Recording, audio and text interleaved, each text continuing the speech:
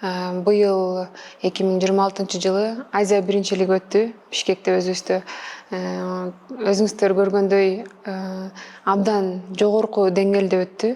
Бул эмнени билдирет? Биринчиден спорттун өнүккөнүн билдирет. Бизде ийгиликке жетишип жатканыбыз бул эмнени билдирет? Бул мамлекетибиздин өнүккөнүн билдирет. Ошондой эле чоң даражада Азия биринчиликтерин өткөрүп жатат. Мен ойлойм, келечекте дүйнө биринчилигин да өткөргөнгө бизге мүмкүнчүлүк болот деп.